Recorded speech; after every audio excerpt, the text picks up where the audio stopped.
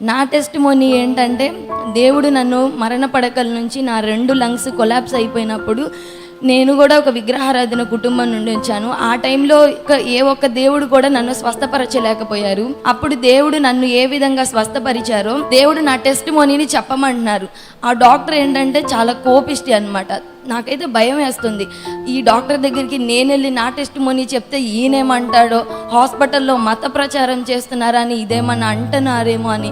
కానీ దేవుడు చెప్తున్నాడు, మరలా గుర్తు చేస్తున్నాడు. ఏదైతే అదైంది. తను ఏడుస్తున్నప్పుడు నేను వెళ్ళాను. సార్, నేను ఒక హైందవ కుటుంబీకురాలిని.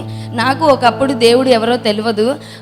నేను ఒక వాక్యం ద్వారా నేను పట్టబడి దేవుడు నన్ను స్వస్థపరిచాడు. మీరు కూడా మీరు చర్చికి వచ్చి మోకాళ్ళేసి ప్రేయర్ చేయమని నేను అడగను. మీరు ఇక్కడున్న సిచ్యువేషన్లోనే మీరు ఒక చిన్న ప్రేయర్ దేవుడికి చేసుకోండి, దేవుడు తప్పకుండా కార్యం జరిగిస్తాడని వారికి నా తరపున నేను ఒక సజెస్ట్ చేశాను.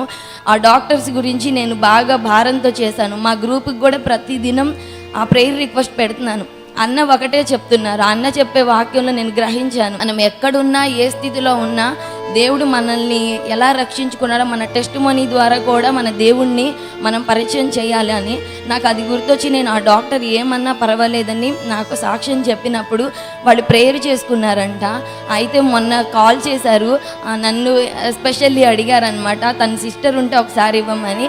వాళ్ళు ఏ విధంగా స్వస్థత ఉన్నారో 4 months తర్వాత ఇంటికి వెళ్ళి మరలా వాళ్ళ రివ్యూ నాకు చెప్పినప్పుడు నేను దేవునికే, గొప్ప నామానికే నేను మహిమ చెల్లించాను. ఎందుకంటే ప్రార్థన ఆలకించువాడు మనం ఎక్కడ ఏ విషయం గురించి చేసినా ఆలకిస్తాడని.